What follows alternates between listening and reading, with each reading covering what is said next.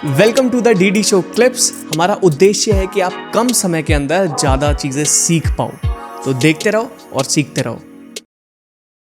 आपने प्रिडिक्शन करी थी ट्रंप वाली, सबसे शॉकिंग वो था, इतने कॉन्फिडेंस के साथ आपने कर दिया, जबकि ओपोनेंट लोग ज़्यादा सपोर्ट कर रहे थे और उनके जीतने के ज़्यादा चांसेस थे। हाँ जी।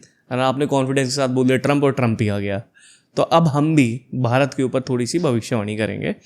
एंड सबसे पहले हम बात कर लेते हैं जो मोदी जी हैं हमारे, उनके फ्यूचर के बारे में, कि अब नेक्स्ट भी वही होंगे या कौन हो सकता है हमारे पीएम।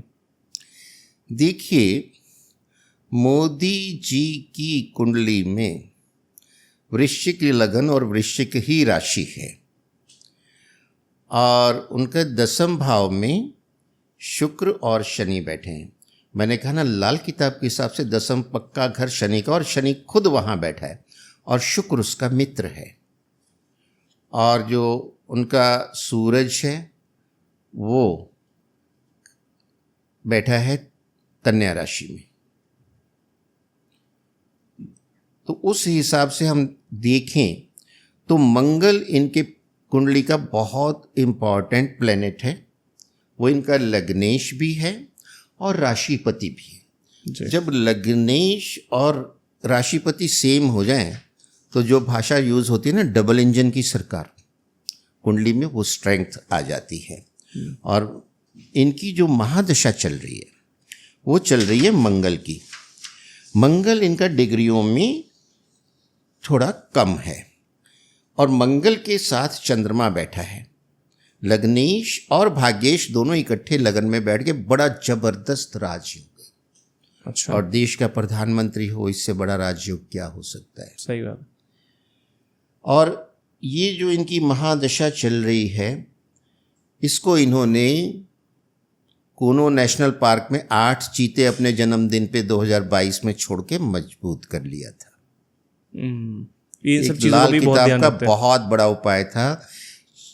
चीता जो है वो मंगल है। लाल किताब हर प्राणी को, हर जीव को ग्रह से जोड़ती है, और चीता जो इतना पावरफुल है, उसको धरती पे सबसे ज़्यादा तेज गति से दौड़ने वाला जानवर है। भागता हुआ मंगल है, ऊर्जा का भंडार है।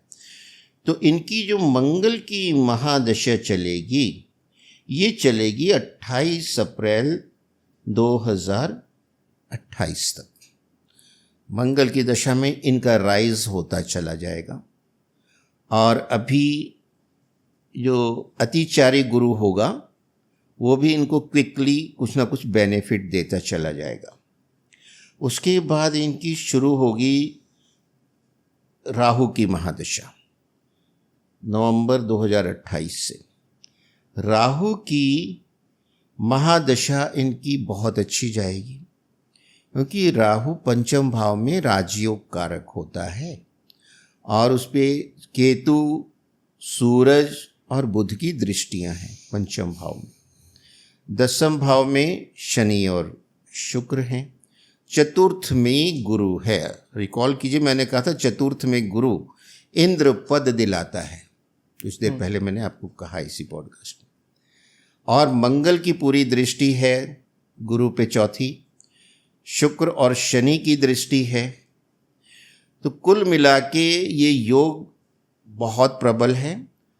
और मोदी जी राहु में, राहु उनका 11 अगस्त 2031 तक है, तो तब तक तो ये प्रधानमंत्री हैं 2031 तक। जी हाँ। और उसमें आएगा 1 नेशन 1 इलेक्शन। तो उसमें जो इलेक्शन की डेट्स क्या फिक्स होती हैं, कॉमन आ जाएगा ना, वह सरकार क्या निश्चित करती है, उस हिसाब से थोड़ा आगे पीछे हो सकता है। और 2031 से 2034 के बीच में मोदी जी ये पद को छोड़ देंगे। अच्छा। अब सवाल उठता है कि मोदी जी के बाद कौन? हाँ, नेक्स्ट पीएम कौन हो सकता है? जी हाँ, नेक्स्ट पीएम कौन हो सकता है? तो थोड़ा हम लॉजिक भी लगाएंगे कि आज के दिन सबसे प्रभावशाली मुख्यमंत्री, जिन्होंने माफिया को कंट्रोल किया, लॉ एंड ऑर्डर को मजबूत किया, प्रांत का विकास बहुत तेजी से कर रहे हैं, और कुंभ जैसा विशाल मेला जो दुनिया में यूनिक है, कहीं और होता ही नहीं है। योगी जी, योगी ने कितना अच्छा ऑर्गेनाइज किया, प्रबंध किया है, अद्भुत है ये। इतनी आबादी तो आप पूरे यूरोप को मिला लो, जितने लोग स्नान करके गए हैं, और अमेरिका की भी जोड़ दो तो नहीं होती है। और इनका लगन सिंह है। सिंह तो जंगल का राजा होता है। और इनकी राशि कुंभ है। संयोग देखिए, कुंभ का मेला भी इन्होंने इतना बड़ा ऑर्गेनाइज किया, राशि भी कुंभ है। 12 राशियों में एक ही राशि कुंभ है जिसके नाम पे मेला होता है। किसी और राशि के नाम पे कोई मेला नहीं होता है इस तरह का। और इनके पंचम भाव में, पंचम भाव क्या है? हायर एजुकेशन है, धर्म कर्म भी है, रोमांस है, चिल्ड्रन हैं, आपके बच्चे हैं, विद्या का स्थान है, अथॉरिटी है, राजा की मोहर है। वहाँ गुरु जो है अपनी राशि धनु का बैठा है। धनु बोलते हैं धनुष को। वहाँ गुरु जो है अपने पराक्रम के रूप में है। और मैंने कहा था ना कि जो पंचम भाव में गुरु या सूरज हो, तो गुरु है तो इनके गुरु ने इनका उत्थान करा दिया। और पंचम भाव का गुरु बताता है पिछले जन्मों का पुण्य फल बहुत ज्यादा लेके आए हैं। छठे घर में राहु है, शत्रु हंता होता है छठे घर में राहु। ऐसे जातक जो राजा होते हैं, राजयोग है। और शास्त्र ये कहते हैं कि ऐसे जातक को फांसी तक देने का अधिकार है। भावार्थ पे जाएगी, इतनी बड़ी अथॉरिटी होती है। और सप्तम भाव का चंद्रमा है जो मासेस को रिप्रेजेंट करता है इनका। और मैं कोइंसिडेंस बता दूं कि ट्रंप साहब का लगन भी सिंह है। अच्छा। और इनकी कुंडली का सबसे हीरो प्लेनेट जो मंगल है, क्योंकि सिंह लगन का हीरो प्लेनेट चतुर्थेश और भाग्येश मंगल लाभ स्थान में शुक्र के साथ बैठा है। और पंचम के गुरु को पूरी दृष्टि से देख के परिजात योग बना रहा है।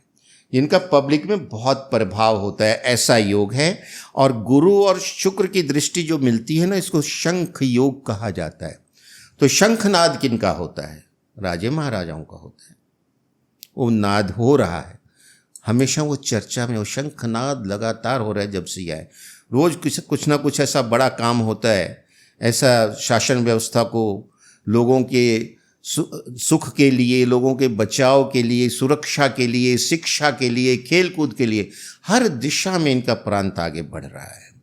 और अभी जो एयरपोर्ट आ रहा है नोएडा में, वो शायद इंडिया का सबसे बड़ा एयरपोर्ट आ रहा है।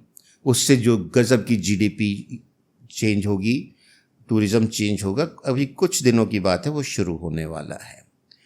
और केतु द्वादश में मोक्ष का कारक होता है।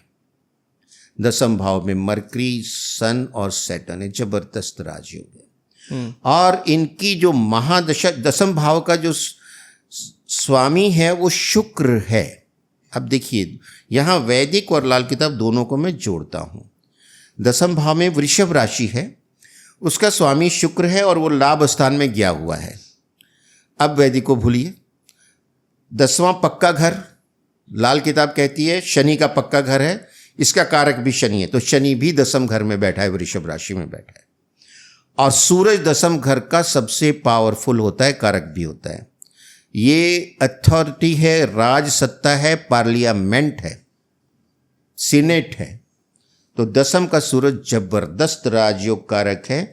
कंडीशन से अप्लाई कि ऐसा इंसान या तो अपना सिर वाइट कैप से ढक के रखे, सफ़ेद पगड़ी से ढक के रखे, या सिर को मुड़वा दे, शनि को हटा दे यहाँ से, काला जो है, ये हमेशा मुंडन कराए रहते हैं।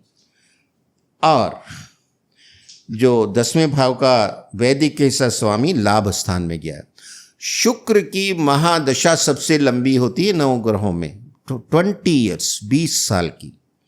और ये महादशा शुरू हुई है इनकी 5 अक्टूबर 2024, अभी कुछ महीने पहले, और चलेगी 5 अक्टूबर 2044 तक। 44? हाँ, 20 साल की होती, 24 में शुरू हुई, 44 तक चलेगी। और इनका जो वीनस में मून आएगा वो 2030 तक, उसके बाद वीनस में जब इनका मून के बाद मंगल आएगा जो योग कारक प्लेनेट है। जैसे ही वीनस और मंगल इनके इकट्ठे बैठे हैं, वो इनका समय होगा 2031 में 30-31 का। उस समय पे इनके प्रधानमंत्री के प्रबल चांसेस हैं, योग हैं। और चूंकि शुक्र दशम सत्ता का स्वामी है और तीसरे भाव का, पराक्रम भाव का, तो ये 2044 तक प्रधानमंत्री। अब आगे आइए, जैसे ही ये महादशा खत्म होगी, इनकी सूरज की 6 साल की महादशा शुरू होगी जो 2050 तक चलेगी। सूरज तो दशम में वैसे ही बैठा और ग्रह मंडल का राजा है, अपनी महादशा में वो दशम भाव में बैठा, तो वो राज सत्ता ही देनी है उसने। Means he will continue as a prime minister till 2050। तो 2050 तक बीजेपी कहीं जा नहीं रही है। सवाल ही पैदा नहीं होता। इतना अच्छा काम कर रही है, सब देख रहे हैं, तो फिर दुनिया देख रही है, हम तो क्या। तो फिर राहुल गांधी का क्या होगा? देखिए उनका क्या होगा वो तो आप लोग देख ही रहे हैं क्या होगा और वो क्या होता है। लेकिन 2050 तक तो ये बहुत क्लियर है कि ये होगा। ठीक है।